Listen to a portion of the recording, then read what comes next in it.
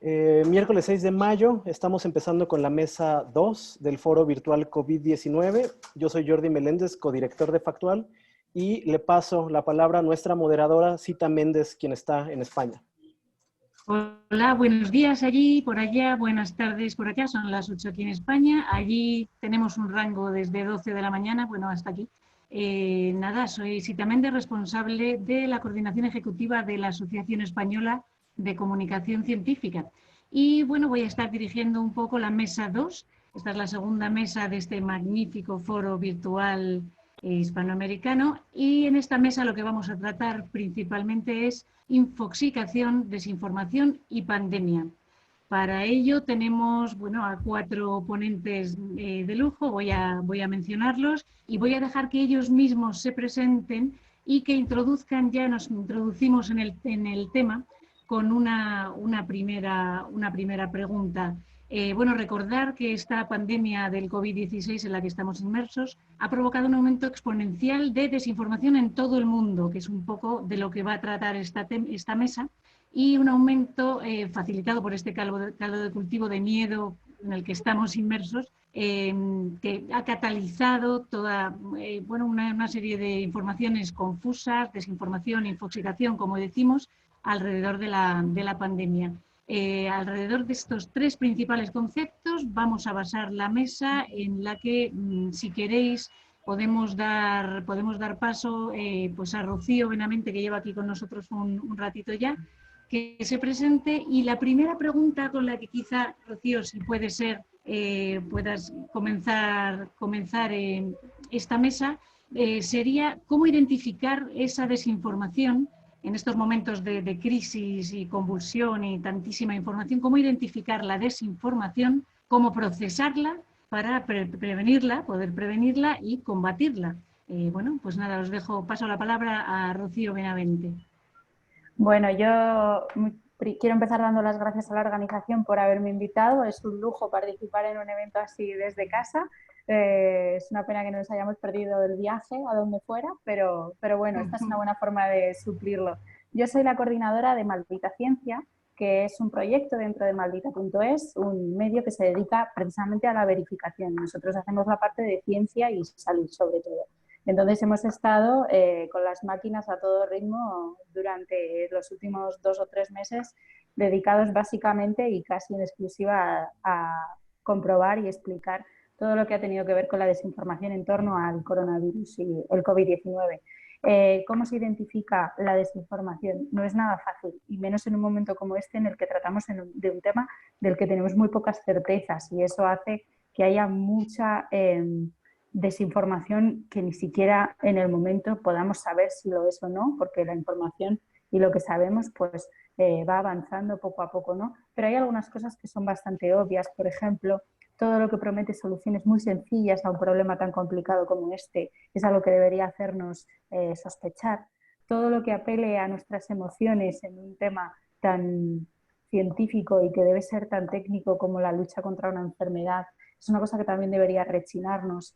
Todo lo que apele un poco a eso, a indignarnos o a conmovernos de más, debería ser una forma, algo que nos llamase un poco la atención, ¿no? Gente que tenga las cosas demasiado claras en un momento tan confuso, también es una cosa como que también debería hacernos sospechar. ¿Qué podemos hacer? Pues no es sencillo, pero bueno, una búsqueda rápida de las fuentes sobre las que se nos está hablando, intentar siempre comprobar aquello que nos llega por las redes sociales sobre todo antes de reenviar.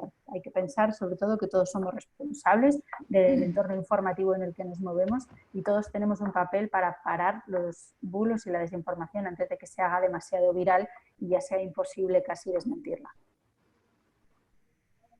Muy bien, muchas gracias, Rocío. Vamos a continuar, si os parece bien, con Laura Zomer. Creo que Laura estaba por aquí ya en este momento, de Argentina, directora de Chequeando. Laura, ¿estás por aquí? Sí, estoy Sí. por acá. Hola a todos.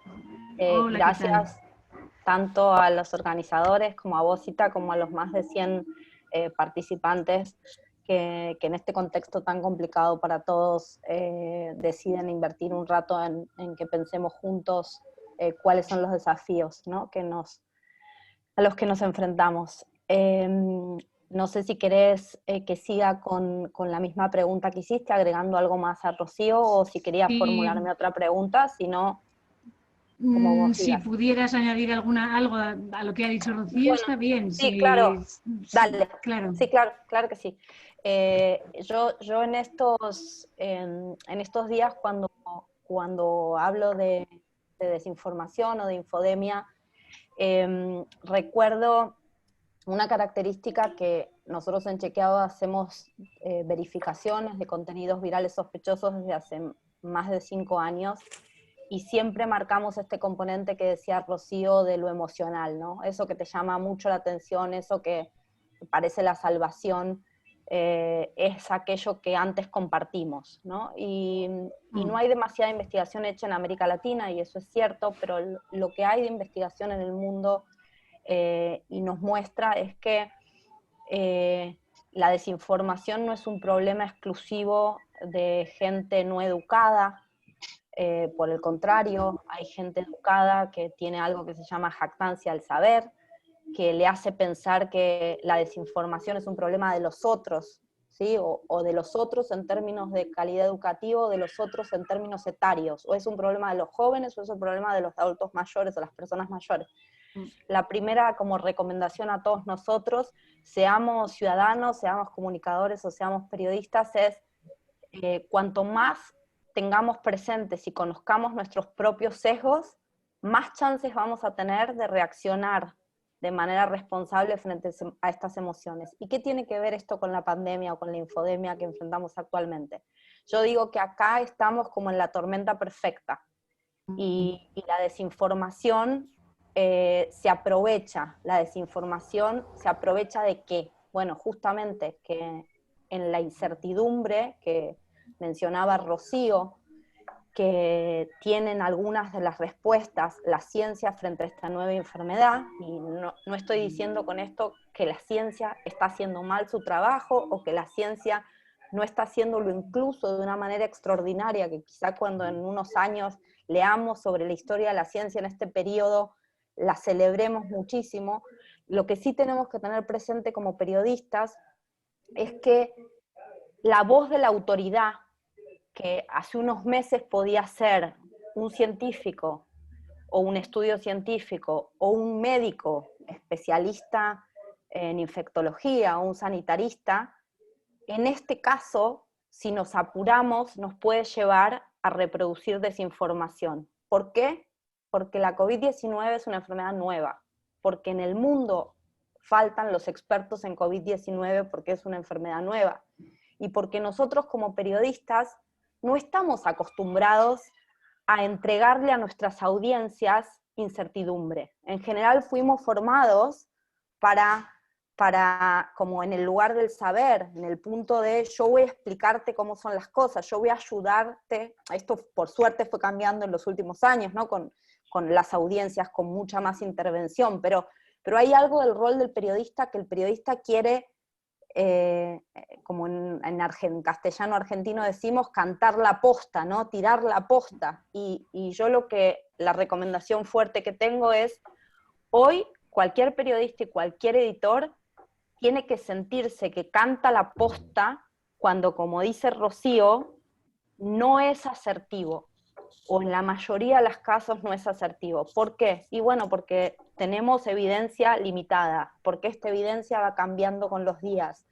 porque lo que podemos llevar muchas veces es, se sabe esto, no se sabe esto. Y obviamente quienes generan desinformación se valen y se aprovechan, por un lado, de esta falta de certeza, y por otro lado de nuestras emociones exacerbadas, por las cuarentenas, por los encierros, por no saber cuándo va a terminar esto, por el pánico, la angustia de muchos, el miedo de otros, las consecuencias.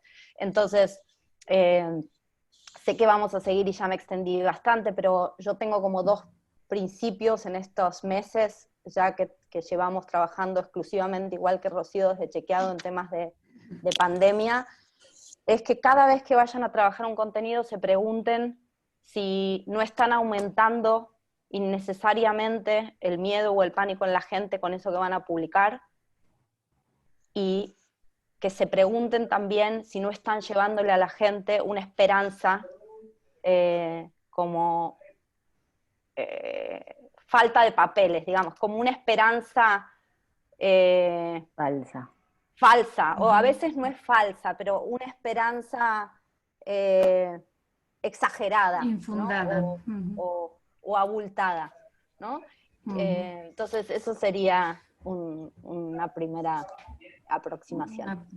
Muy bien, muchas gracias, Laura. Vamos a dar paso a Luis Roberto Castrillón, periodista de México, de COVID Conciencia. Bueno, primero que nada agradecerles a todos los que están detrás de este enorme esfuerzo. Uno pensaría que en una situación tan crítica como la que vimos actualmente en el mundo, este tipo de esfuerzos ya no podrían realizarse, pero bueno, la tecnología nos lo ha permitido, pero principalmente más allá de la tecnología, creo que la voluntad de todo el equipo que ha estado detrás de esto, ¿no? Entonces agradecerle a todos y a todas las personas que se están conectando para que platiquemos y reflexionemos sobre este tema. Bueno, rápidamente coincido en dos cosas que me parecen que son terriblemente relevantes en términos de que los ingredientes principales, creo, de todo este desastre informativo, y me gusta llamarlo así desastre porque en parte eso es la incertidumbre y los vacíos de información que existen debido a lo que ya se comentaba y comentaba ahorita Laura un poco, ¿no? Los procesos científicos no son procesos, valga la redundancia, que ofrezcan resultados rápidamente. Llevan tiempo, llevan diversos procedimientos, diversas calificaciones, revisiones, los experimentos se repiten más de una vez, se tienen que protocolizar de alguna manera y no nos entregan certezas tan rápido como quisieran, ¿no? Cuando uno piensa, por ejemplo, en el término de cuándo va a haber una vacuna y alguien te dice 6 meses, 3 meses, en otra ocasión con otro virus la hicieron en medio año, sí, pero ahora es año y medio, 2 años, y este tipo de cosas son las que nos dejan, los que generan estos huecos de información que vienen a cubrirse con las versiones de quienes, pues desgraciadamente también existen y andan por ahí rondando, creando versiones falsas sobre la realidad, o con algo que me gustaría ahorita leer un poquito que había preparado en términos de analogía, ¿no? Creo que hoy de lo que estamos hablando es de una epidemia, no solo de un virus nuevo, completamente nuevo, y para el cual, coincido, no hay ningún experto que nos pueda dar certezas, sino estamos hablando de otro virus, que es el de la imprecisión, que se manifiesta también en algunas redacciones de medios y que se contagia entre los usuarios de las plataformas y los medios sociodigitales, ¿no? Yo señalo dos variantes que produce este virus de la interpretación, ¿no? Uno es la interpretación errónea de los artículos científicos por la falta de experiencia en el manejo de este tipo de información. Eso por una parte, y como decíamos también, porque no hay expertos ahora que nos den certezas exactas sobre lo que está ocurriendo. Y la otra es la interpretación a modo que está surgiendo en muchos medios con el objetivo de provocar alarma o falsas esperanzas, como decía Laura, entre la audiencia, y este subtipo es el que me parece más peligroso. Desgraciadamente, pues no existe una vacuna dentro de esta analogía contra estas variantes del virus. Creo que el único tratamiento es, por una parte, reforzar los procesos que ya se llevan a cabo en nuestros países de alfabetización mediática, la consulta con agrupaciones científicas. Creo que los periodistas debemos de tener hoy más que nunca esa fuente bien amarradita como parte del consejo editorial, como parte de nuestros asesores, y bueno, y el trabajo de los grupos que hacemos periodismo de verificación, e incentivar la participación de los usuarios de las redes, que es con quienes estamos en contacto ahorita más que nunca. Es decir, antes, pues bueno, básicamente también ahí estaba nuestra principal audiencia, pero creo que hoy están todavía más, porque es la única manera en la que estamos teniendo contacto. Es difícil hoy día pensar en sentarnos en una charla de café con familiares o amigos y contarles lo que hemos verificado y compartir con ellos. Hoy la única vía que tenemos es esta, a través de la cual estamos hablando ahorita, y entonces tenemos que reforzar esa participación con los usuarios, la cual, hay que reconocerlo, es difícil porque implica los sesgos personales de cada uno. Los mismos que nosotros podemos tener, los tienen otras personas. Creo que cualquiera de nosotros, de pronto, en estos días de incertidumbre y vacíos de información, ha leído alguna nota, por ejemplo, cuando salió la semana pasada lo de la primera prueba con el Macacus rhesus, de una vacuna, yo debo decirlo, o sea, casi se me escurren las lágrimas, porque dije, bueno, ya está, quizá falte menos tiempo, y luego cuando termino de leer bien el artículo académico, dice claramente que fue con un tipo de SARS, pero no el SARS-CoV-2. Y entonces uno como que se derrumba. Entonces, si uno piensa en el lector, en la audiencia en general, que no tiene este primer filtro que tenemos nosotros por profesión, cuando lee esto, quizá antes de revisarlo todo, porque la mayoría leemos encabezados o los sumarios, ya lo empieza a compartir y empieza este recorrido, ¿no? O lo que sucedía apenas ayer, y con esto termino mi primera intervención, con un artículo que habla sobre una cepa, una mutación del SARS-CoV-2 que se ha identificado a través de un estudio muy amplio y que se relaciona con los últimos casos que se han dado en los últimos meses, principalmente Europa y América, que no sería exactamente la misma que afectó a Asia y que tiene un componente muy importante que es sería mucho más contagiosa. Este artículo, al menos en el caso de México, lo vi publicado en más de 10 medios ayer, y medios que tienen millones de usuarios, millones de seguidores. Lo vi también en medios estadounidenses. Y el artículo científico de donde se obtiene dice muy claramente que es una versión preliminar, que no ha sido revisado por pares, que falta pasar por otros protocolos y que no se debería publicar como una certeza. Tiene un letrero enorme en fondo amarillo que lo dice, y sin embargo así fue publicado. Entonces quiero imaginarme la cantidad de personas que ayer sintieron todavía mucho más miedo con algo que es posible, pero que no tenemos ninguna certeza para decirlo, y creo que es parte también del problema en el que ahora nos enfrentamos, porque antes era más fácil. Si nos dan unos datos, los verificábamos, usábamos una base de datos, checábamos cantidades, nombres y demás, y podíamos responder, esto ya está desmentido, no pasa nada. Ahora estamos con, hoy lo desmiento, y mañana probablemente sí sea cierto, y pasado mañana cambie otro elemento, ¿no? Entonces, creo que hay que estar incluso reeditando todo lo que vamos publicando, o pensar en que tengamos que hacerlo en algún momento. La precipitación, sin duda, la precipitación de estos tiempos. Y vamos a dar paso a Pablo Medina. Sobre eso, perdón, solo una acotación sí. muy menor, es sobre eso algo práctico, es sumar en las notas que no todos los medios, los que no hacemos breaking news, teníamos la fecha, ¿no? Clave, además de ir siguiéndolo, poder darle a nuestros lectores la fecha de la última actualización de esos contenidos. Esto en medio de la pandemia sí. Creo que es algo necesario. Muy complicado.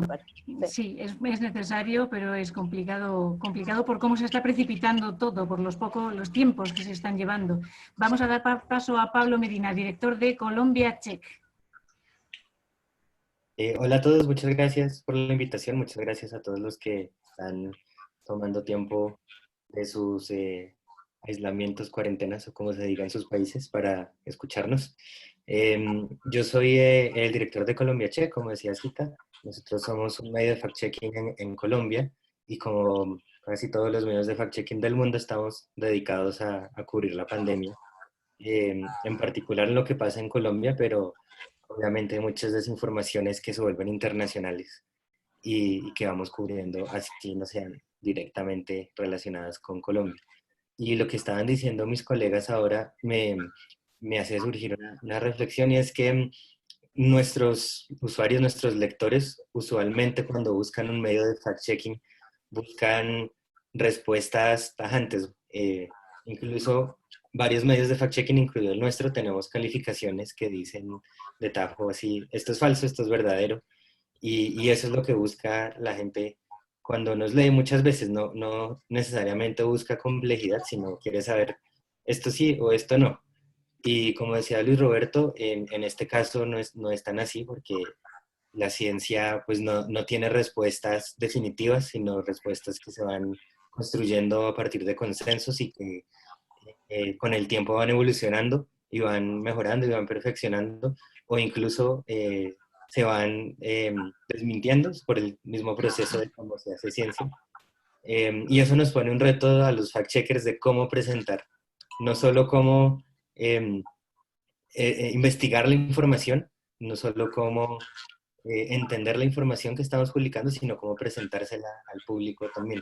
Nosotros, por ejemplo, usamos mucho ahora una calificación que tenemos dentro de nuestra metodología que es cuestionable, que es básicamente que hay algunos datos ciertos, pero la conclusión no es correcta, o falta más evidencia para la conclusión que se está dando, o algo así.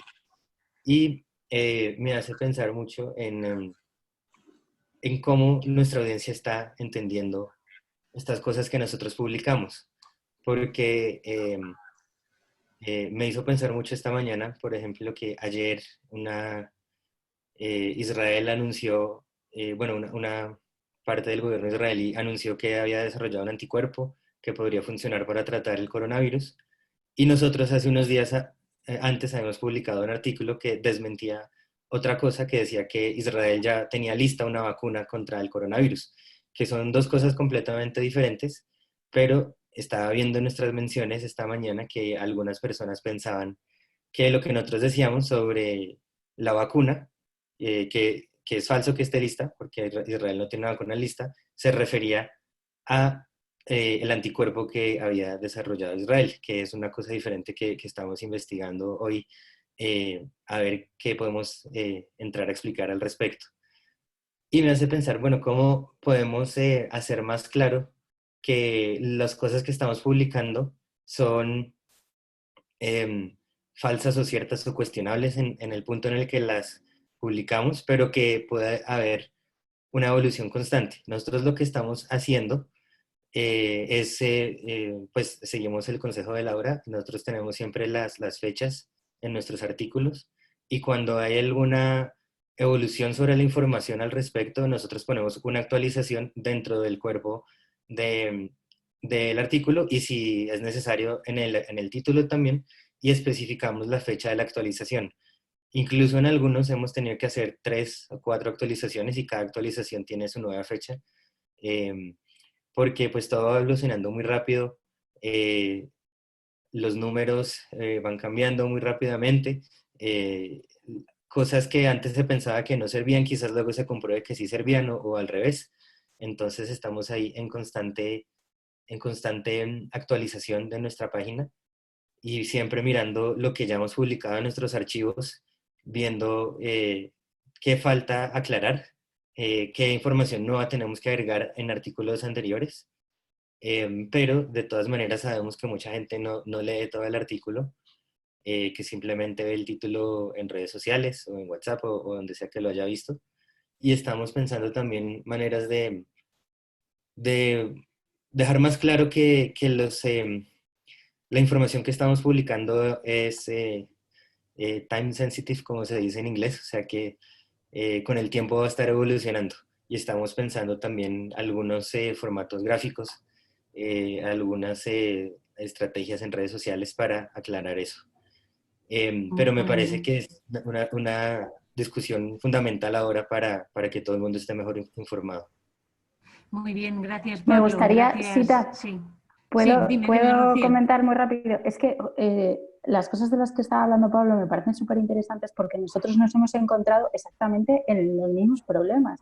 No solamente hay que fechar la información, sino que hay que dejar claro, y estamos encontrando la forma de dejar claro que una información que tiene ahora mismo un mes probablemente necesite una actualización. Entonces hemos discutido, aunque no hemos llegado a hacerlo todavía, el poner automáticamente en los artículos ese aviso en todo lo que tenga quizá pues más de 3 semanas de tiempo. Busca información nueva sobre este tema, porque en este tiempo esto puede haber cambiado. Y lo que dice Pablo también de incluir actualizaciones dentro del mismo tema, o sea, cada vez que cambia algo que tiene que ver con un tema que ya hemos publicado, tenemos, parte del equipo tiene que dedicarse a buscar lo que publicamos sobre eso e incluir una actualización, que nosotros hemos llegado a hacer hasta 7. Ponemos 7 asteriscos porque hay 7 actualizaciones al final de la página, cada una con su fecha, para comentar qué es lo que hemos tenido que cambiar, porque efectivamente lo que publicas hoy, como decía también otro de los ponentes, la Laura, semana que viene... Sí. No ha sido Laura, perdóname.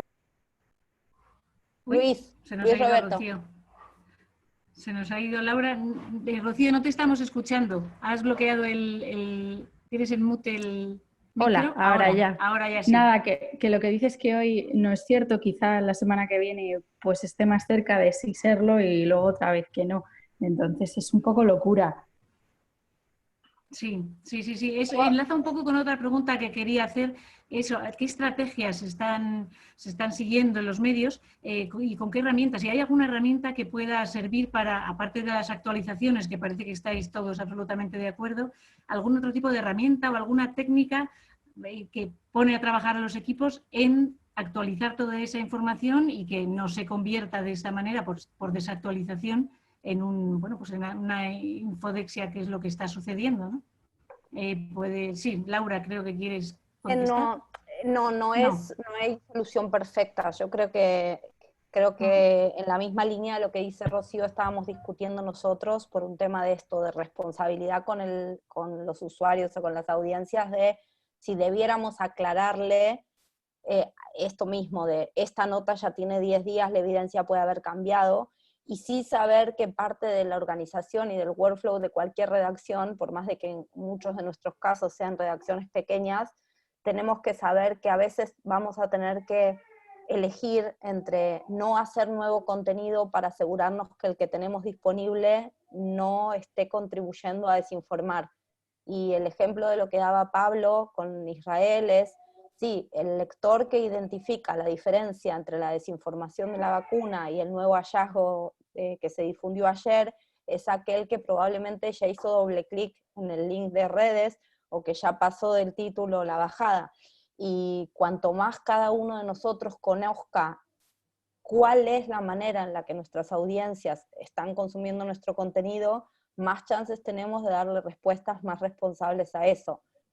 Sin extenderme mucho más, una cosa que nosotros estamos haciendo muy seguido es, sabemos que hay vacíos de información que no estamos cubriendo, ¿no? Hay cosas que no estamos cubriendo en parte porque la ciencia no lo sabe, pero si la gente está desesperadamente googleándolo, vale, en nuestro caso al menos esa fue la decisión que tomamos, hacer un texto sobre el tema que no necesariamente está público en nuestra home, ni que difundimos activamente en las redes sociales, pero sí lo preparamos y lo publicamos con qué se sabe sobre ese tema. Entonces, no sé, hace unos meses acá, hace un mes y pico en la Argentina era el tema de las mascotas, qué pasaba con las mascotas, y bueno, entonces no es que salimos activamente a poner en la página, hasta el momento no se descubrió ningún caso en el que una mascota contagiara, pero sí se encontró positivo a tal y tal, pero sí generamos el contenido para llenar ese vacío que identificábamos por una herramienta de Google que traquea qué es lo que la gente está buscando. Porque lo que nosotros sabemos que pasa es que en los vacíos, quienes generan desinformación es donde se cuelan. Son esos vacíos los que aprovechan para llenar de certeza la incerteza, ¿no? Y de certeza falsa o mala. Vale. Laura, acerca justo de esto, tenemos una pregunta dentro del chat del grupo, que hay un chat con todas las personas asistentes a esta mesa, de Marta, que comenta: soy científica y comunicadora de ciencia y me preocupa la enorme cantidad de consultas que llegan a mis redes sobre las teorías conspirativas. Me gustaría saber cómo pueden abordar ustedes estas respuestas.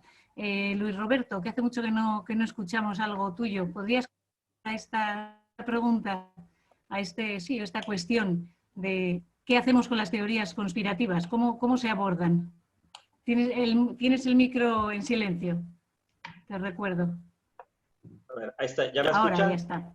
Ahora te escuchamos, bueno, muy bien. Creo que ese es el tema controvertido, ¿no? Porque muchas veces tendemos a los periodistas y como decían también, una estratificación de usuario que tiene un poco más de conocimiento formal o de educación, tendemos a menospreciar las teorías conspirativas o las hipótesis de conspiración, como me gusta más llamarlas, ¿no?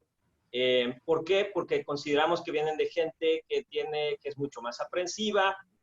Cuando las revisamos, pues encontramos realmente, en términos muy concretos, prácticamente nada de evidencia que pueda tomarse en serio, pero sin embargo responden a una estructura lógica, es decir, se pueden construir con datos sueltos y tener una estructura lógica completamente creíble. Yo creo que dentro de todo lo que tenemos, quizá es lo más difícil de contestar, ¿no? O sea, ¿cómo responder ante una teoría conspirativa? Una de las cosas que hemos hecho en COVID Conciencia, que ha sido el resultado de una alianza un poco, ya luego no sabemos ni a quién se le ocurrió hacerla, entre Verificado, la Red Mexicana de Periodistas de Ciencia, la Bombilla Iluminarte Conciencia, el grupo de científicas mexicanas y un servidor desde el Editor de la Semana, fue como empezar a bombardearnos entre nosotros mismos de cuáles eran las cosas que leíamos y veíamos, ¿no? Y cuáles eran las cosas que nos preguntaban a cada quien, retomando un poquito de cómo seleccionamos la información, ¿no? Y volviendo al tema de las hipótesis de conspiración o de complot. Entonces, con base en eso, voy a poner el ejemplo, pues nos llegó en algún momento el asunto de la 5G, es la que está provocando la COVID-19, la enfermedad no existe, es un asunto de la radiación, ¿no? Entonces era un poquito cómo tratar una información como esta que involucra los nombres de Bill Gates, que involucra para variar a George Soros, que se va de nuevo con esta corriente antisemita que existe en muchas teorías conspirativas, y cómo tratarlo, ¿no? Y lo primero que hicimos, creo que es una de las herramientas que nos dan más fortaleza como trabajo colaborativo, es poner el tema en la mesa de las 70, 80 mujeres científicas mexicanas que respaldan el proyecto de COVID Conciencia, que son como nuestro consejo editorial y nuestras asesoras, ¿no? Y lo primero que sale de ahí, el resultado a través de las dos, que son las voceras de este grupo, era, bueno, vamos a tratar de explicar parte por parte, pero vamos a irnos a lo más esencial. ¿Cuál es el asunto de las radiofrecuencias? ¿Cómo se utilizan? ¿Cómo funcionan? ¿Para qué sirven? Y a través de esto, de la consulta a artículos académicos, de lo que ellas nos decían y demás, más información de especialistas, de tecnólogos básicamente, o de usuarios de tecnología que la promueven, fue como para llegar hasta esa conclusión, ¿no? Y en vez de decirle a la gente, no, no es estrictamente la 5G la que te va a enfermar o no te va a enfermar, porque todavía faltan estudios también sobre la 5G, hay unas estudios que se hagan más estudios. Lo que sí les dijimos es que no estaba relacionada con la enfermedad.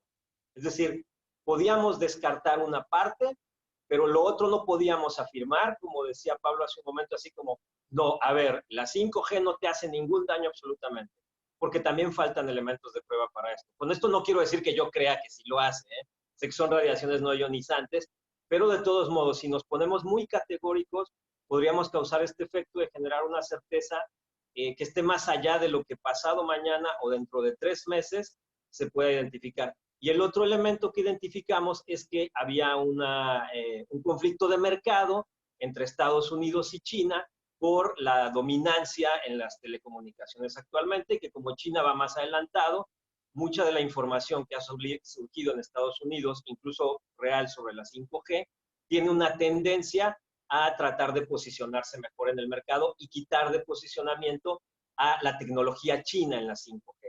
Entonces, con la combinación de estos elementos, pudimos ofrecer una mejor respuesta. Y aún así la considerábamos como delicada, es que como realmente lo decimos sin tener que descartar totalmente algo, ¿no? Creo que dentro de todo lo que estamos revisando, quizás son las cosas que pudiéramos menospreciar o que nos dan risa cuando las leemos, pero me parecen más delicadas porque son las que tienen más impacto y mayor credibilidad entre la población en general. De acuerdo. A veces es más peligroso, en algún foro he oído comentar, incluso en alguno que estaba Rocío hace poquitos días, ¿qué es mejor? ¿Obviar pues, la desinformación o la conspiración cuando aparece, no mencionar, o siempre debemos contestarla, aunque con eso se le dé una doble circulación, una doble vuelta, digamos, a esa mala información, a ese bulo, a esa, bueno, pues noticia que no pretende alcanzar ningún tipo de verdad? Respecto a esto, ¿tenéis algún tipo de opinión? Yo creo que, perdón, sí, nada más, creo que esa es la parte más difícil del proceso, seleccionar a cuál debemos contestar y a cuál no. Y no sé, yo al menos no creo que tengamos una fórmula exacta, creo que es valorar ponderar cada contenido. De una en una.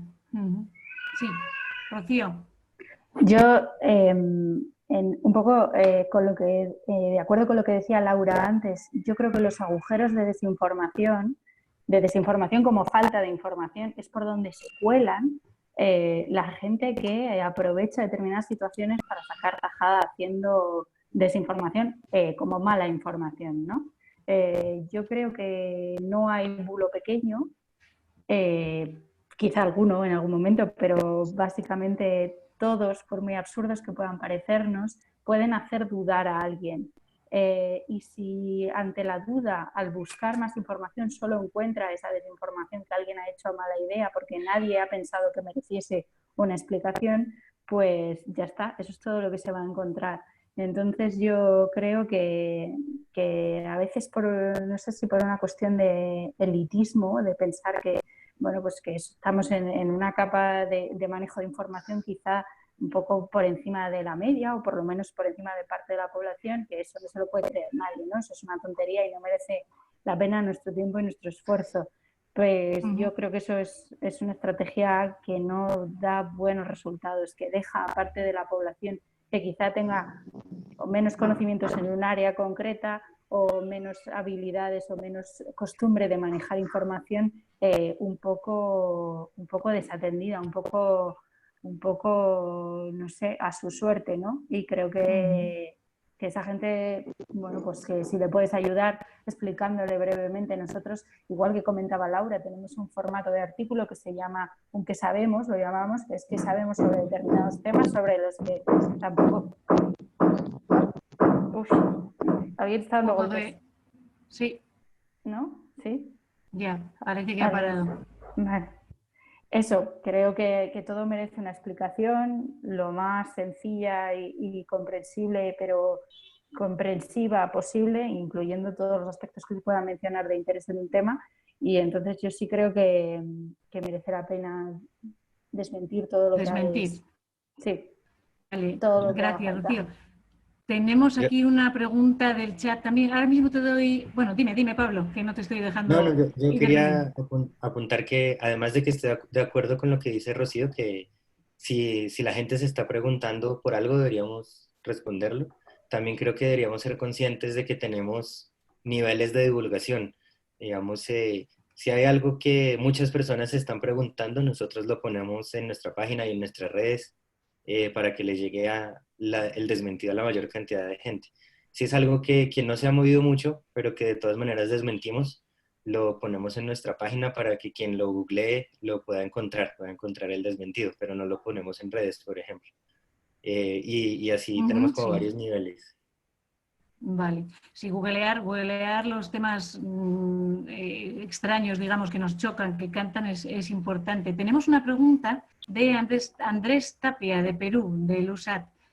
Andrés comenta, ¿qué criterios éticos se pueden utilizar para informar de una manera equilibrada, como dos polos, entre la desinformación versus el no generar pánico? O sea, entre la desinformación y el pánico, ¿qué criterios podemos utilizar? Él pone un ejemplo en Perú, que se informó a la población por parte del Estado ante la falta de mascarillas quirúrgicas o tapabocas quirúrgicos, que se podían utilizar tranquilamente unas de tela, pero nadie señaló el nivel de eficiencia. Por lo visto, un estudio de Stanford señaló que era del 60%. Entonces, esta es una información pues que considera que la población debía de tener para poder sopesar por dónde se anda, ¿no? Entonces, bueno, pues está la pregunta de Andrés. Criterios éticos a utilizar para equilibrar los dos polos, desinformación versus el pánico, la no generación de pánico. Laura, si quieres contestarnos a esto. Sí, en el ejemplo que él plantea, yo no creo que sean dos polos, o sea, por ahí se malentendió o se malinterpretó lo que yo señalé. Yo lo que creo, o la pregunta que planteé que nos hacemos nosotros, y recomiendo a cualquier editor, trabaje o no en temas de chequeo, es esto de pensar en cada contenido relacionado a la pandemia, si no está aportando ese contenido, aumentando innecesariamente el pánico en la gente, o generando falsa esperanza. En el ejemplo que el colega da de Perú, decir que tienen 60% de efectividad no necesariamente es aumentar el pánico innecesariamente, porque si hay evidencia para sostener eso, y la duda en este caso, en todo caso, es cuál es la calidad de esa evidencia. Pero si hay evidencia para sostenerlo, yo creo que nuestro deber es dar la información. Mi llamado a hacerse la pregunta de si no estamos aumentando el pánico es cuando justamente hay alguien que está poniendo en duda, no sé, que el distanciamiento social es hoy la herramienta más efectiva, y simplemente porque tiene algún laurel previo, aunque no haya trabajado COVID ni esté trabajando hoy en medidas, lo ponemos al aire. Bueno, ahí es en el caso que yo creo estamos aumentando el pánico o la duda innecesariamente, no cuando nuestra tarea es la misma de siempre, llevar información. lo más certera y precisa posible no significa dar buenas noticias cuando no las haya. Significa decir, bueno, señores, a esto que estamos hablando, las teorías conspirativas sobre el origen del virus, que la vimos en todo el mundo, una de las cosas que tenemos que hacer, creo, nosotros como periodistas, es poner en contexto, bueno, estas teorías, ¿qué tienen por detrás?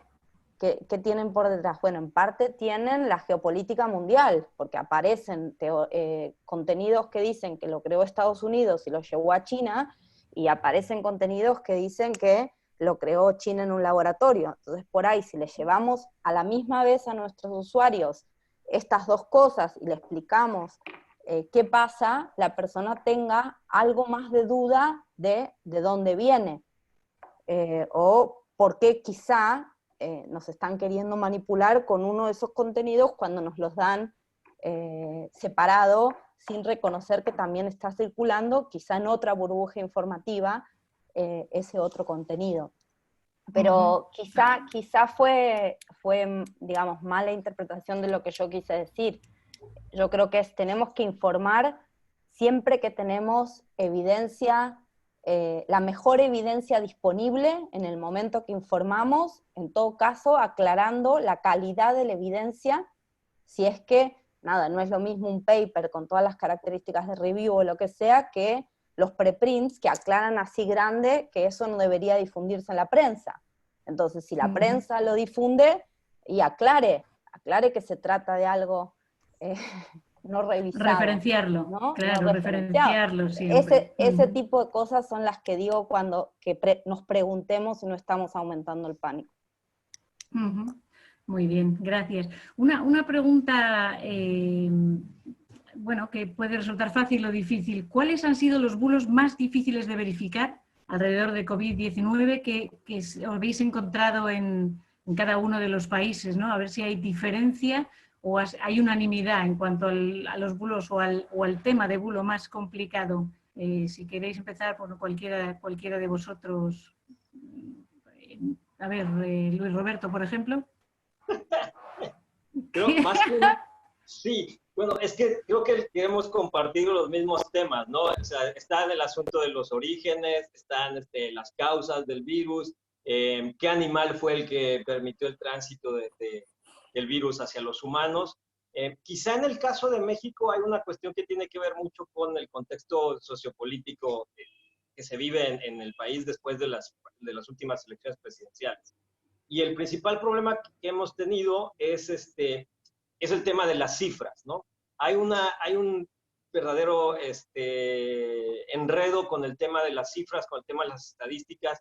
Entonces, constantemente hay que estar, aparte desmintiendo cosas muy específicas, insistiendo en el tema de las cifras, ¿no? De cómo funciona la estadística, de por qué hay un margen de error, de por qué no son datos que hay que tomar como tales, sino que van cambiando de acuerdo a la evolución de casos, dependiendo del modelo de cada país esté tomando, ¿no? Que no se puede comparar las cifras de un país con otro porque hay muchas variables.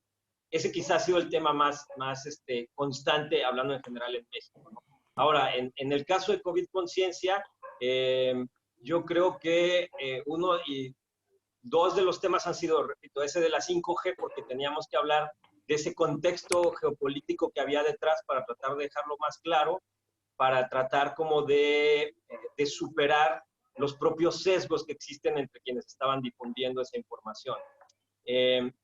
Y los otros que han enredado un poquito son los que tienen que ver con las curas, con los tratamientos, ¿no? Con el supuesto uso de tal remedio o tal medicamento, o que son, por ejemplo, viniendo de la homeopatía o que vienen de distorsiones de la medicina tradicional, porque no es estrictamente medicina tradicional herbolaria, sino distorsiones de eso, o asuntos como estos compuestos del MMS o el CDS, que se encuentran algunos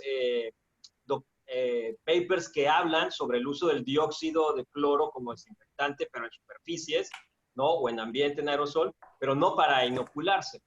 Y de repente estos han sido algunos de los más complicados porque tenemos que reunir más información y luego cómo sintetizar toda esa información para dársela a alguien que no es versado en el tema que la pueda comprender, ¿no? Y siempre como tratamos de usar un elemento que es no decirlo textual, pero que de alguna manera esta información está poniendo en riesgo vidas humanas.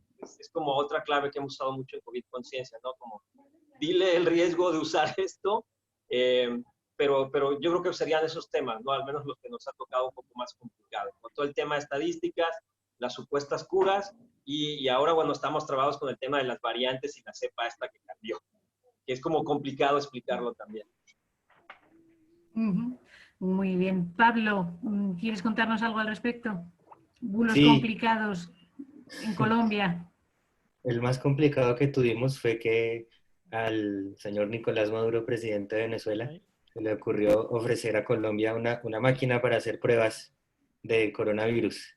Y al señor Iván Duque, presidente de Colombia, se le ocurrió decir, esa máquina no sirve para las pruebas de coronavirus. Y estuvimos como 2 o 3 semanas preguntando a muchos expertos científicos, manufacturadores, ¿cómo se dice? Fabricantes, perdón, de las máquinas, a la OMS, a la OPS, a Roche, que no nos quiso dar respuesta, pero pues nos dio una respuesta que fue no les vamos a dar respuesta, a ver si la máquina que había ofrecido Nicolás Maduro sí servía para hacer pruebas de coronavirus. Y la respuesta al final es que servía en una parte del proceso, pero no era la máquina que necesitaba Colombia en ese momento, porque el ofrecimiento vino a raíz de que en Colombia se dañó una máquina y durante un día se pararon las pruebas. Y no era la misma máquina ni hacía lo mismo que la máquina que se había dañado, era otra máquina en otro proceso que además era de un sistema ya depreciado, que pues sí funciona, pero no funciona con las máquinas que sí tiene Colombia. Y entonces no podíamos responder si sirve o no sirve, sino era la respuesta larga que acabo de dar, que nos tomó unas 3 semanas para poder encontrar. 3 semanas en estos momentos es muchísimo tiempo. Rocío, Sí. sí, ¿algún bulo concreto que no se haya mencionado que podamos resaltar? Bueno, hemos estado a tope con las teorías conspiratorias, que además tienen un componente añadido que es que mutan, ¿no? Y llegan de distintas formas muy parecidas, pero no son la misma. Pero nosotros tenemos en ciencia un bulo concreto ahí marcadísimo, que fue una información que se empezó a viralizar sobre que en Italia se habían realizado 50 autopsias a víctimas de COVID y no se habían encontrado los daños que se esperaban. Esto fue muy difícil de desmentir porque, como lo que contaba Pablo, tenía una parte de verdad y otra que no. Resulta que en Italia sí que se habían hecho autopsias, pero no eran 50, eran 38. No se habían hecho en el mismo hospital que decía la cadena de WhatsApp que circulaba, sino en otro, con lo cual costó muchísimo averiguar si era verdad o no, porque estábamos preguntando en el sitio equivocado.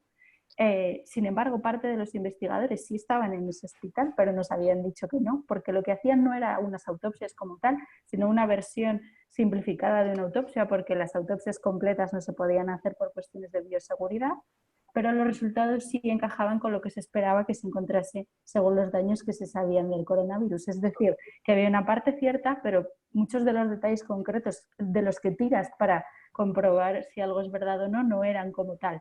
Entonces estuvimos, no sé, tuve a una persona de mi equipo, a mi compañera Laura, debió estar, no sé si fueron 3 días o 4, llamando a todos los hospitales de Milán, intentando entenderse con los departamentos de anatomía patológica para intentar entender si había o no había autopsias, que además coincidió con la publicación de un preprint con los resultados de las autopsias que sí se habían hecho, pero el bulo circuló antes que el preprint, con lo cual era absolutamente imposible averiguar qué era lo que realmente había pasado.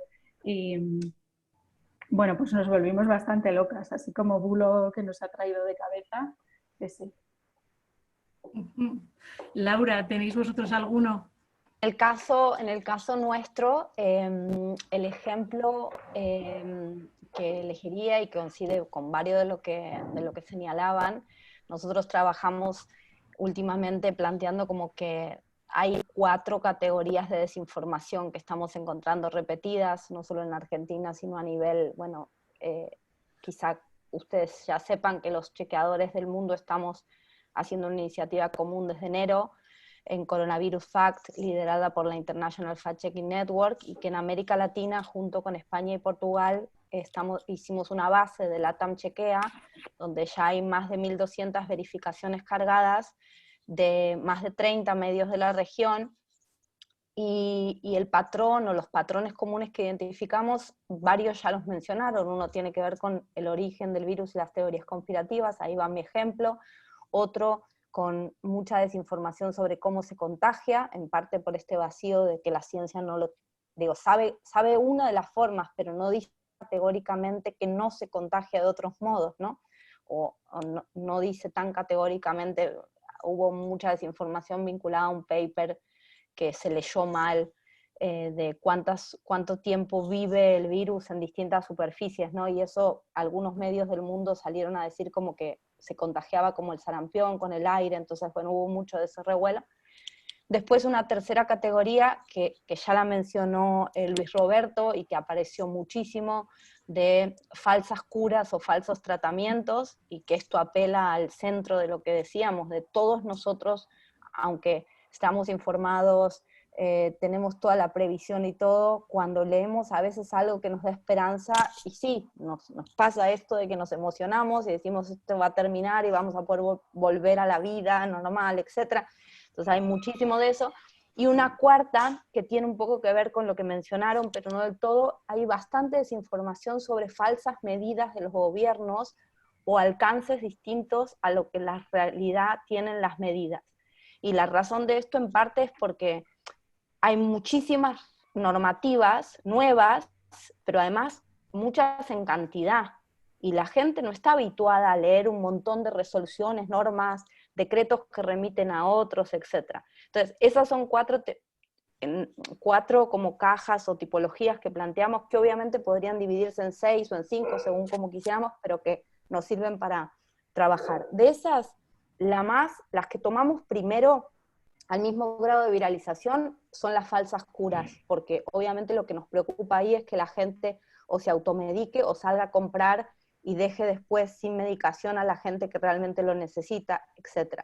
Pero las más difíciles son las teorías conspirativas, como decían. En la Argentina específicamente, 3 de los principales medios, los más masivos en digital, Infobae, La Nación y Clarín, y también C5N, que es uno de los canales de televisión, difundieron la teoría del origen humano del virus, y por más de que hay una publicación de Lancet con una carta de 127 científicos que dicen que no es así, sino que hay un origen natural y explican por qué ese origen natural, eso caló en muchísima gente. Y nosotros lo desmentimos, todos esos medios sacaron la aclaración a posteriori, que eso ya es un logro gigante para un chequeador, pero sabemos que la aclaración que en las notas está al final, seguro fue muchísimo menos leído que las notas que le dieron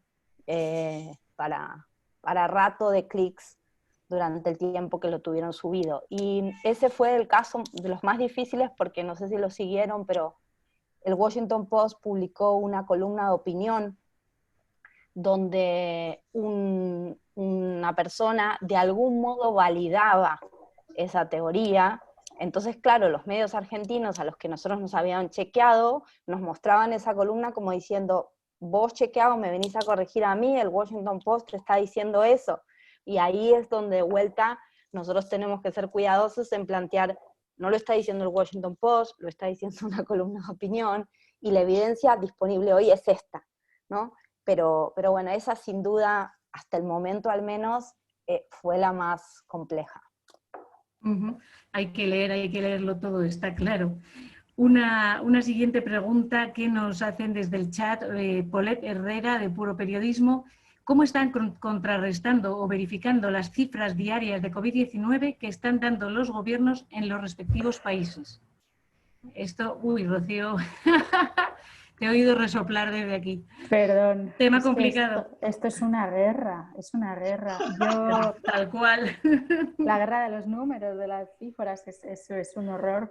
En España, yo no sé cómo se está gestionando esto en otros países, pero en España todo está centralizado en el Ministerio de Sanidad, pero las cifras las tienen que dar las comunidades autónomas, que bueno, pues algunas lo hacen mejor y otras peor. Y luego el gobierno central lo hace mejor o peor, no es que el problema sea solamente las comunidades autónomas. En maldita.es, en mi medio, hay un departamento de datos que es quien se encarga de esto. En ciencia no nos estamos encargando, gracias a Dios, he de decir, porque de verdad que es una tarea casi a tiempo completo intentar verificar todas las cifras. Así que yo no puedo daros una respuesta a esto más allá de mi resoplido. Ya lo siento. ¿Alguien, el resto de países, con este de los respectivos datos que dan los países? Mutis. Voy a volver a un tema... Digo, Argentina, para solo sostenerlo de Rocío, Argentina, igual que España, es un país federal, con lo cual la información de los sistemas de salud viene de las 24 provincias, la centraliza la nación. Seguro, pasada la pandemia, vamos a descubrir o casos no contabilizados en algunas provincias. O sea, nosotros decimos que ahora estamos enfrentando la urgencia, ¿no? Pero que nuestra lista de notas de investigaciones posibles que queremos hacer está así de grande, solo que somos pocos y no tenemos la capacidad de estar haciendo ese tipo de investigaciones en tiempo real, pero hay algunas cosas que sorprenden de los datos del país. Hay algunos distritos que no se entiende cómo no tienen casos, algunos muy cerca de Brasil, que está con muchísimos casos. Digo, ahí se necesita trabajo de investigación periodística para probablemente echar más luz. Más medios, seguramente. Sí, perdona, Pablo. En Colombia, a diferencia de los otros 3 países representados en el panel, es un país centralista. Así que la única fuente que hay de las cifras en Colombia es el gobierno central a través del Ministerio de Salud y el Instituto Nacional de Salud. Así que nosotros decidimos no, por lo menos no por ahora, no chequear las cifras oficiales ni pronunciarnos al respecto, porque no tenemos cómo contrastarlas. En estos momentos lo único que podemos decir es si el ministerio se dijo o no dijo tal cosa. No podemos en este momento decir si dijo lo que dijo sobre las cifras es correcto o no, porque eso requeriría de una investigación mucho más profunda de la que podemos hacer en estos momentos cuando también estamos bombardeados de otras cosas. Pero sí hemos estado viendo que incluso aunque solo hay una fuente, que el ministerio en su cuenta de Twitter, en su página, publica todos los días las nuevas cifras, de vez en cuando hay unas inconsistencias que a veces las han explicado y a veces no, pero en general es que hay reportes anteriores que luego suman en días anteriores, porque no los habían procesado o algo así. Y a eso es lo único que explicamos, pero no estamos diciendo nada más que eso. Hay mucha confusión. Quería volver al tema un poco de Latam Chequea que antes ha mencionado Laura, que hay algunas alianzas de medios como esta Latam Chequea y algunas plataformas dentro de pues, en Google o Facebook que intentan tomar cartas en el asunto, pero ¿qué otros actores y recursos pensáis que se requieren para luchar contra esta desinformación? Vamos a ver quién empieza con este tema. Yo creo que es muy importante que las autoridades se comprometan a esto y participen. Aquí en España el gobierno no hace más que hablar de luchar contra la desinformación y las fake news y los bulos, pero luego hay veces que no conseguimos que nos ayuden a resolver algunas cuestiones. A veces sí, a veces no, a veces depende de la cuestión. Bueno, ellos tienen las cifras, ellos hacen las políticas, como decía Laura, ellos son los que tienen que informar a la ciudadanía a través de nosotros y ayudándonos a comprobar las cosas. No quiere decir que tengamos que publicar siempre lo que nos dicen, pero desde luego deberían estar mucho más comprometidos con resolver este tipo de informaciones y desinformaciones que la gente se pregunta. Y por otro lado, que por suerte están ahí, son los científicos y las sociedades científicas y las sociedades médicas, que son los que tienen los conocimientos que la gente necesita para tomar decisiones en una situación así. Sí, Está claro, Luis Roberto.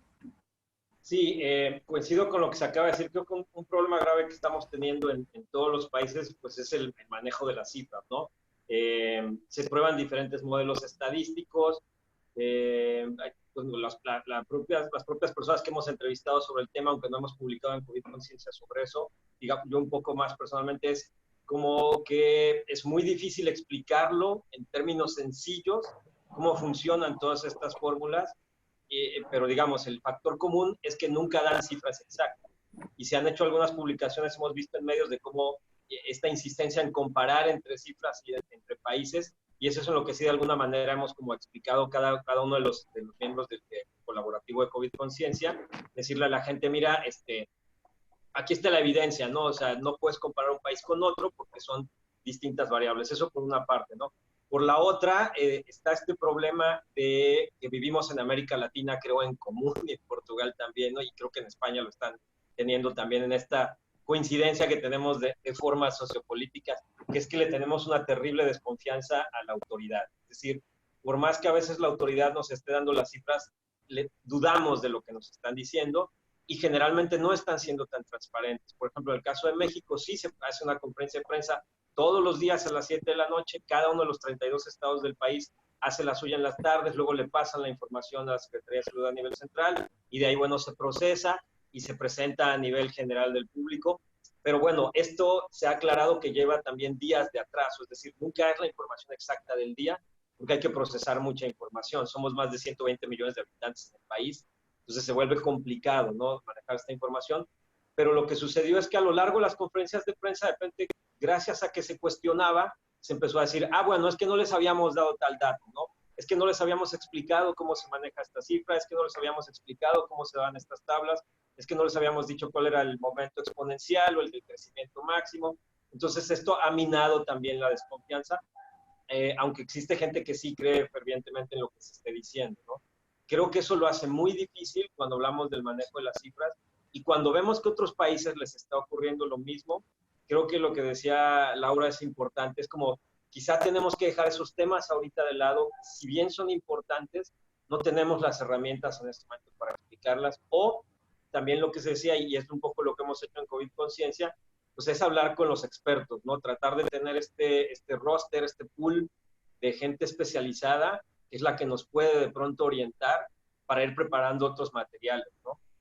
Porque sí creo que todo el asunto de las cifras lo vamos a empezar a ver cuando la crisis esté, digamos, ya más tranquila. Quizá cuando tengamos la vacuna y empecemos a pensar con más claridad que ese asunto de urgencia de la vacuna esté resuelto, tengamos tiempo de empezar a ver esas otras cosas que tienen que ver ahorita con las cifras, ¿no?, que son mucho más complicadas de explicar, sobre todo. Y perdón, Cita, la pregunta de qué otras cosas para luchar contra la desinformación, además de, bueno, estas redes de periodistas o redes de expertos, nosotros decimos que, y un poco Rocío lo decía, los estados repiten que quieren luchar contra la desinformación, sin embargo, al menos hasta donde conocemos, salvo en el caso de Finlandia, los sistemas educativos no tienen incluidos en su currícula el trabajo de contenidos básicos sobre cómo identificar lo que en el pasado era lectura crítica de medios, digamos, tenía algunas particularidades que, dado cómo se informan hoy las sociedades, necesitan ayornarse. ¿Qué quiero decir con necesitan ayornarse? Que un estudiante no adquiera como una herramienta básica la búsqueda inversa de imágenes, para saber que cuando me llega una foto,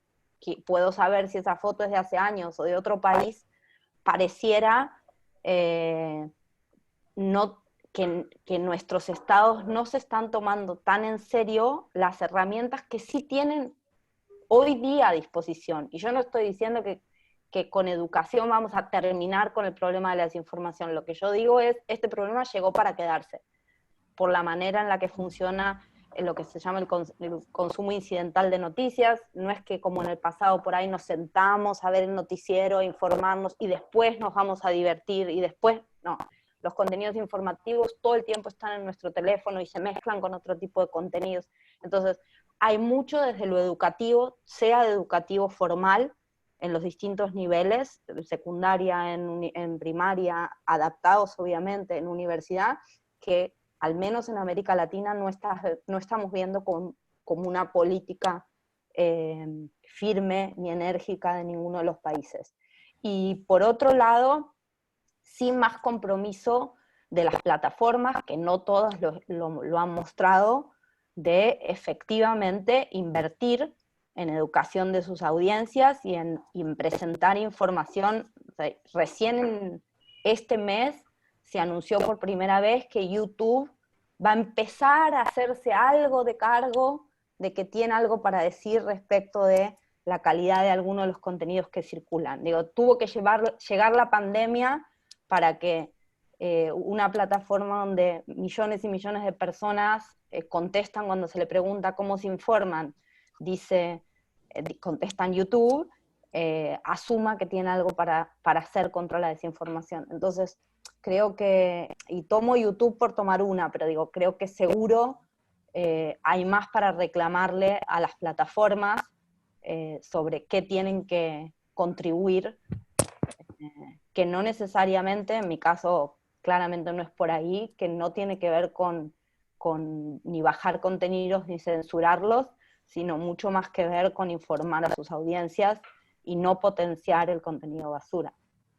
Por aquí va una pregunta muy interesante que nos envía René de México, de la Gaceta UNAM, que la experiencia COVID plantea en qué sentido cambiará la forma de hacer periodismo superada la pandemia. O sea, lo que dices, Laura, que esto ha llegado para quedarse, esta manera de hacer periodismo, de informar, y en qué sentido cambiará la forma de hacer periodismo. Pablo, si quieres, puedes contestar toda esta pregunta, que hace un ratito que no te oímos. Sí, bueno, yo creo que qué va a pasar después de la pandemia obviamente es una pregunta imposible de responder ahora. Todo lo que yo diga es especulación, así que si me están grabando y luego me equivoco, pongan la advertencia de que yo probablemente, de que yo dije que probablemente me iba a equivocar. Pero yo creo que una cosa que va a cambiar mucho es la idea de las redacciones, de tener a todos los periodistas en el mismo lugar, por lo menos por los primeros meses o años después de todo esto, y se va a normalizar un poco más el trabajo, el teletrabajo y el trabajo desde lo que aquí llaman quizás periodismo de escritorio, que es estar en un escritorio llamando a fuentes. Pero creo que va a ser muy difícil viajar y muy difícil estar en la calle por mucho tiempo, así que eso va a ser más aceptado dentro del periodismo y por lo tanto las cosas que se pueden cubrir o el enfoque de las cosas que se pueden cubrir quizás van a ser un poco diferentes, porque es muy diferente las cosas que uno puede averiguar desde una oficina que las cosas que uno puede averiguar yendo a alguna parte. Uh-huh. Sí, eso es lo que digo. Un cambio importante en la actividad periodística, no poder estar allí a pie de calle donde está produciéndose la noticia. ¿Alguien más tiene alguna sugerencia? ¿Alguien ve el futuro en este sentido? Yo creo que esto va a poner en valor el periodismo y la comunicación científica, que ya llevaba unos años, digamos, siendo cada vez más apreciado en las redacciones, pero creo que esto ha demostrado que necesitas a alguien que sepa leer un paper para poder informar. Y yo creo que eso, si en alguna redacción no estaba claro todavía, después de esto me parece que no va a quedar ya ninguna duda, porque esto, el post-COVID, yo no sé si va a existir. Quiero decir, no va a existir. Llegará un momento en el que habrá una vacuna y estaremos más tranquilos, pero yo no creo que esto deje de ser un tema informativo más o menos medido durante mucho tiempo. Y yo no creo que la parte científica y médica se vaya a apagar. Entonces creo que va a hacer falta durante mucho tiempo gente especializada en informar sobre esto.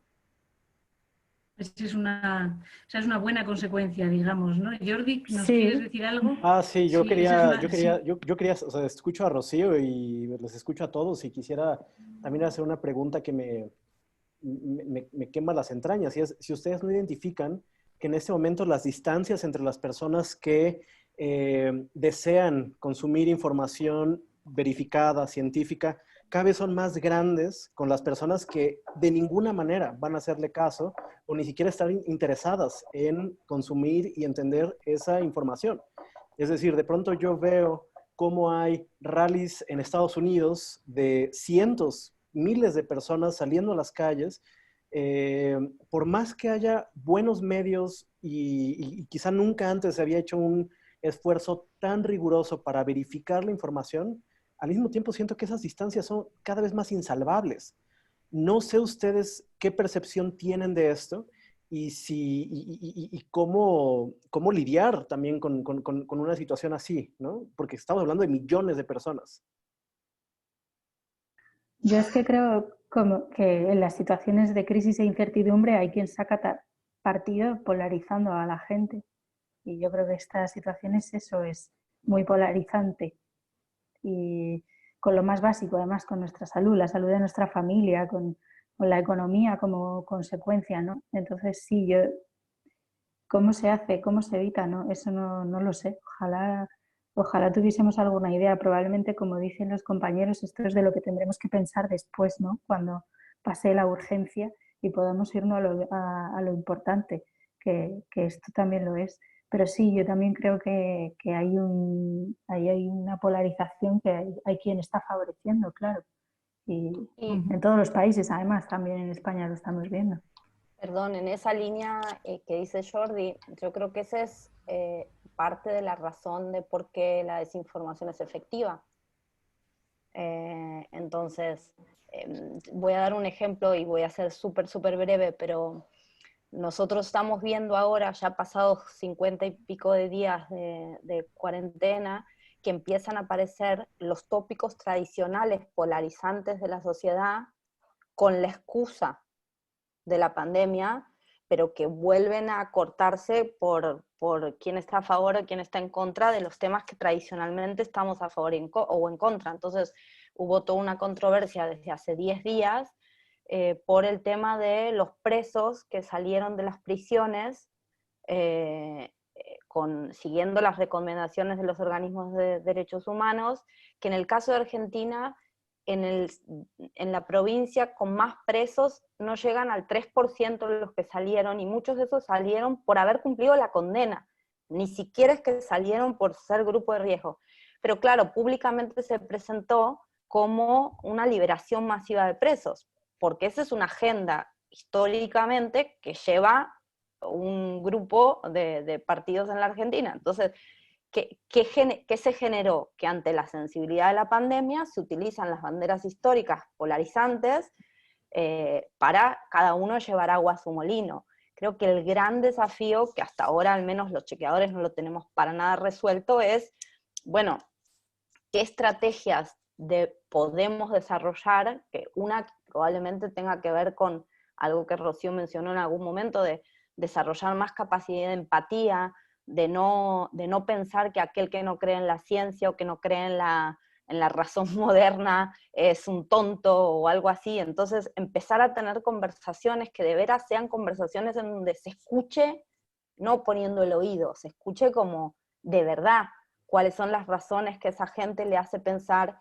que la OMS nos está engañando, que las farmacéuticas o las vacunas no sirven. Digo, hasta que nosotros no seamos capaces de comprender más a esas audiencias nos van a hacer esquivas, porque nuestra manera de pensar y de hablarles es diametralmente distinta a lo que quieren escuchar, y somos humanos, en general nuestro cerebro prefiere estar cómodo en aquellos espacios donde nuestro saber fluye de acuerdo a lo que pensábamos previamente con nuestro sesgo de confirmación y tal.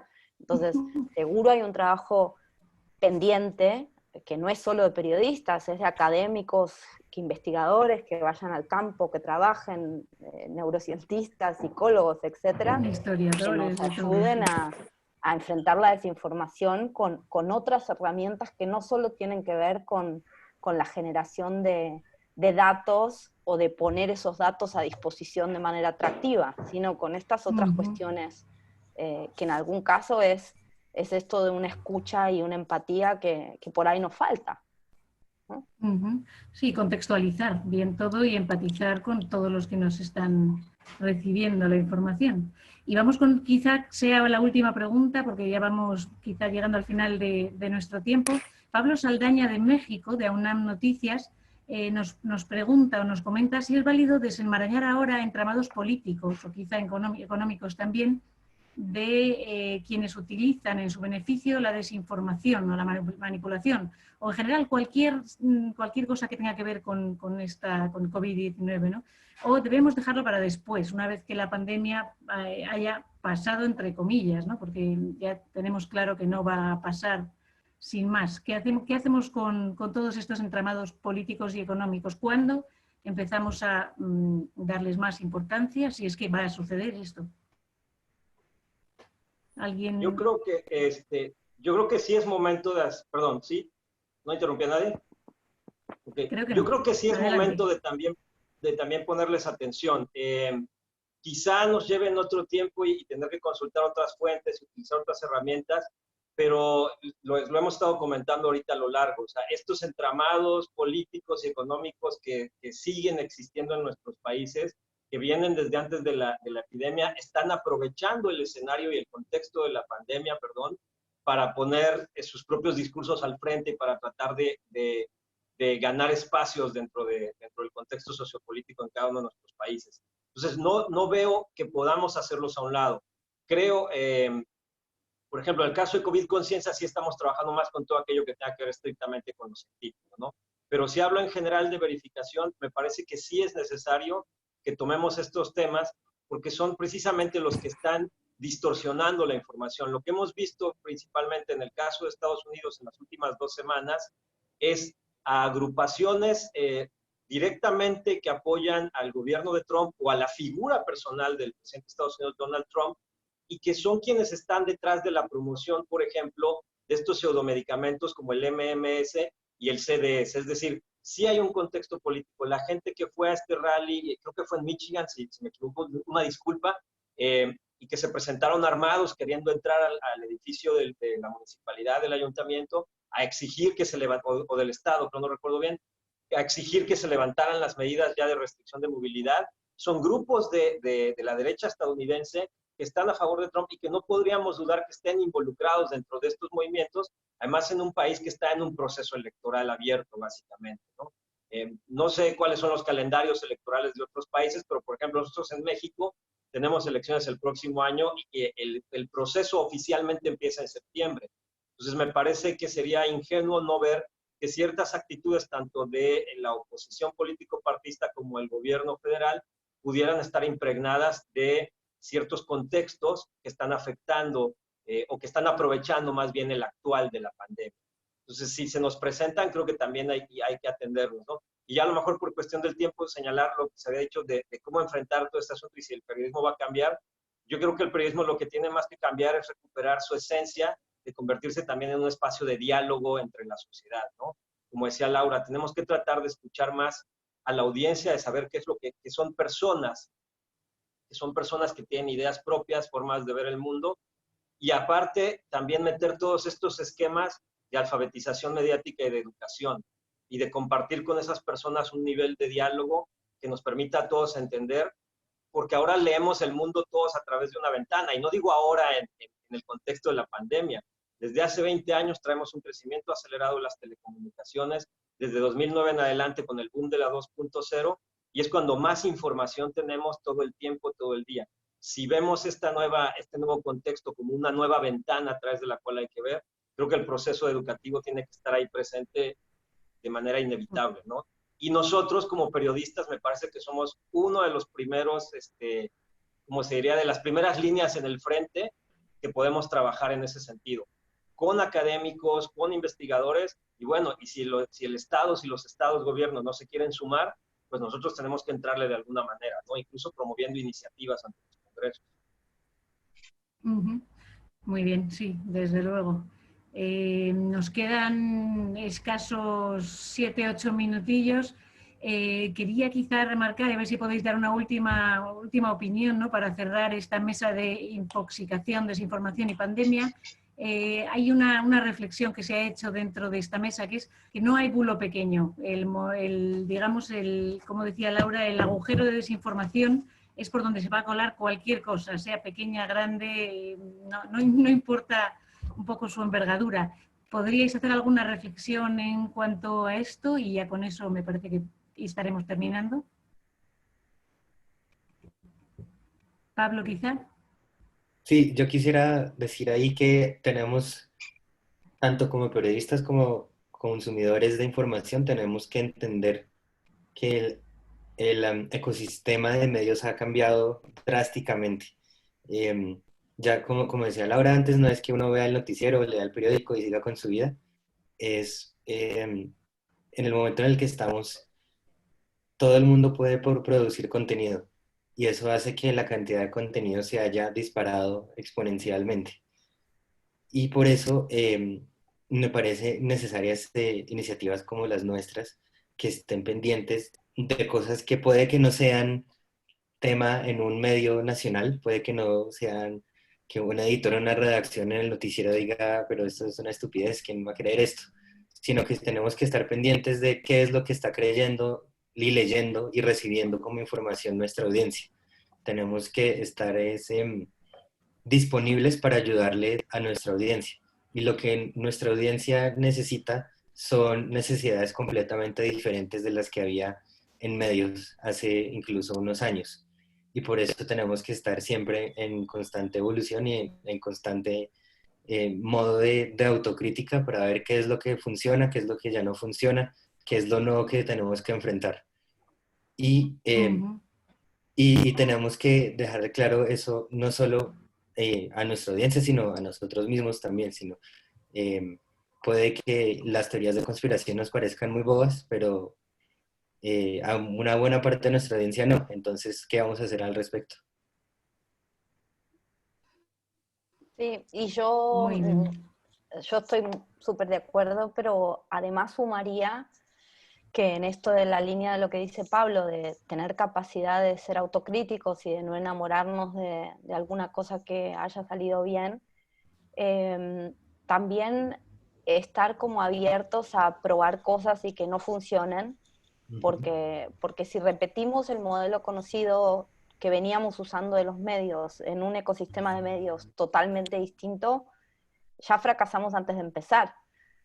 Pero entonces, si no se sabe cuál es la solución hoy, la única que tenemos es experimentar. Y no hay experimentación exitosa de primera. Entonces, creo que para eso también tenemos como que prepararnos a que parte de nuestro trabajo vaya a ser errar, ¿no? Que vamos a probar algo y que por ahí no funciona y metimos la pata, y nuestros equipos, o nosotros como editores o líderes de equipo, tenemos que también preparar nuestros equipos para eso, para decir, bueno, vamos a probar esto en los próximos 6 meses, vamos a medirlo, y si no va bien, vamos a cambiarlo, ¿no? Y tener esta capacidad también de ser flexibles, y eso no significa hacer cualquier cosa. Coincido totalmente con Luis, Roberto, en el periodismo que se valorizó en la pandemia, y yo creo es lo bueno que nos deja la pandemia, es el riguroso, es el que no te está diciendo más rápida las cosas de lo que la puede decir. Y eso no es novedad, eso es en todo caso lo que los que estudiamos o decidimos ser periodistas quisimos hacer desde el principio, ¿no? Es informar de manera oportuna y de manera rigurosa a nuestras audiencias. Yo digo involucrándolas más, siendo más osados y exponiéndonos más a que las audiencias que a veces no son esquivas, porque claro, en las redes los que más escuchan son los que nos critican, no los que nos celebran, porque se hacen escuchar más.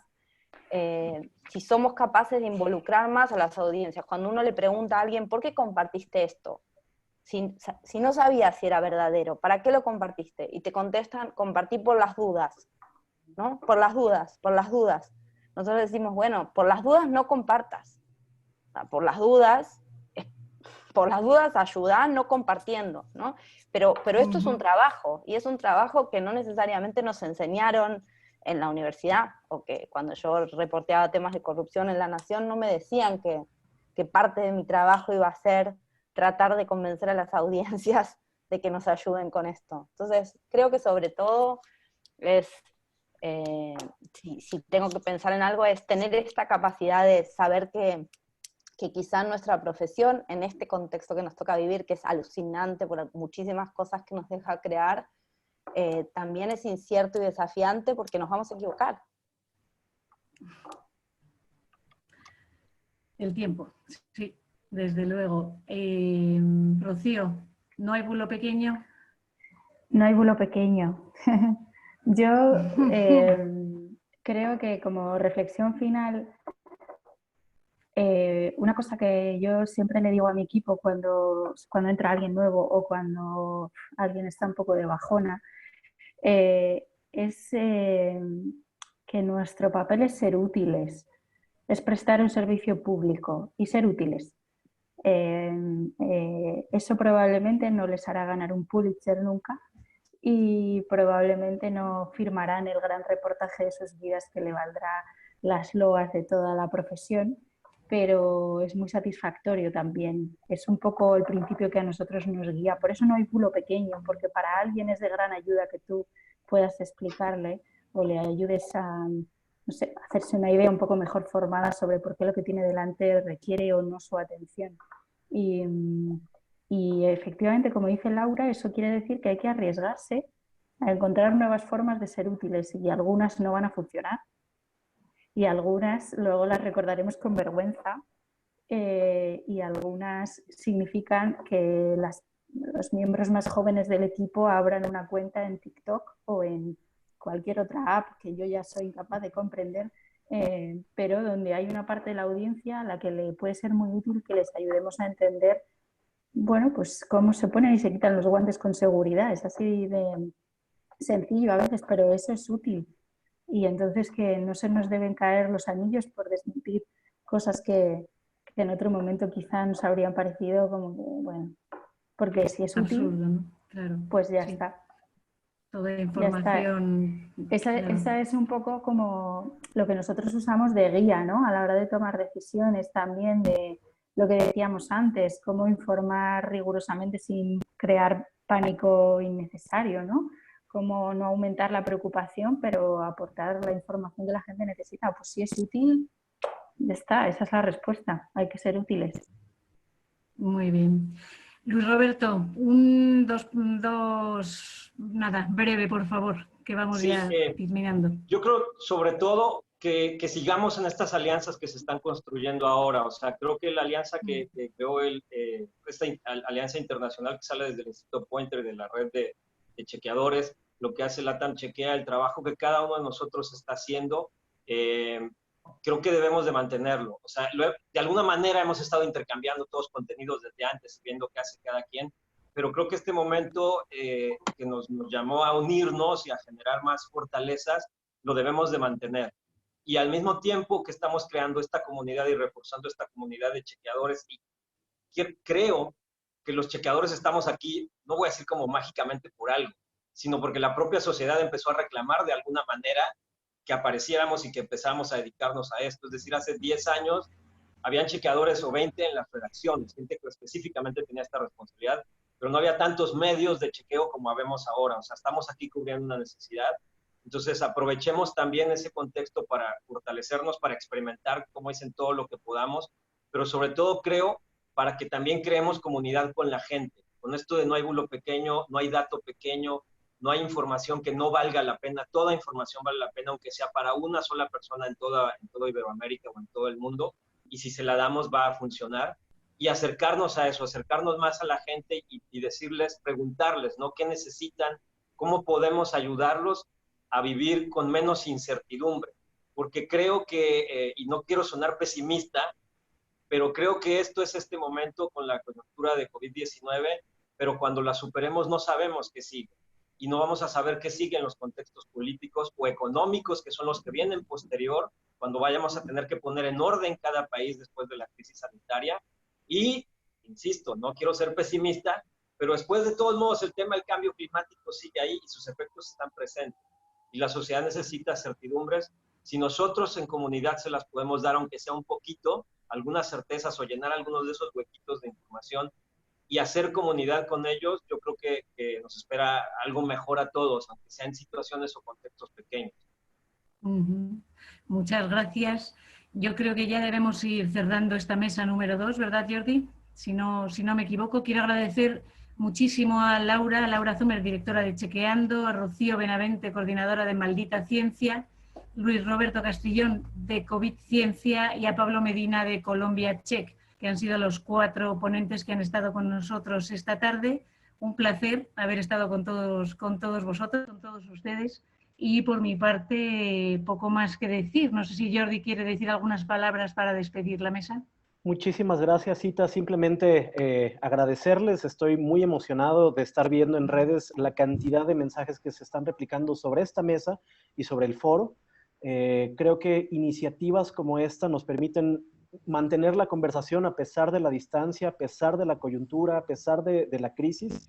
Y creo que más allá de los esfuerzos individuales, como ustedes mismos han dicho, nunca como ahora es relevante encontrar soluciones conjuntas, pensar de manera colectiva cómo estamos enfrentando, y creo que este foro es un intento para justo no perder nuestra conversación a los 2 lados del Atlántico. A mí me fascina que haya tantas personas de España que se han integrado, que se han registrado, personas de Portugal, de Holanda, de Francia, de Marruecos, de Guinea Ecuatorial, que se han registrado a estas sesiones. Entonces, les agradezco mucho su tiempo. Continuamos con sesiones. Hoy hay una sesión más sobre medio ambiente y nuevos patógenos. Continuamos jueves y viernes y nos vemos hasta la próxima semana, miércoles, jueves y viernes, con un gran cierre con Tragos y Ciencia. Piscos, vinos, mezcales, lo que ustedes tomen en su país. Y vamos a estar hablando sobre las cosas más curiosas, raras, impresionantes en términos de ciencia y COVID que hemos encontrado en las últimas semanas. Muchísimas gracias. Les repito, soy Jordi Meléndez, codirector de Factual, y les agradezco que nos hayan acompañado. Gracias a ti, Jordi. Chao, gracias a gracias. todos. Vamos a hacer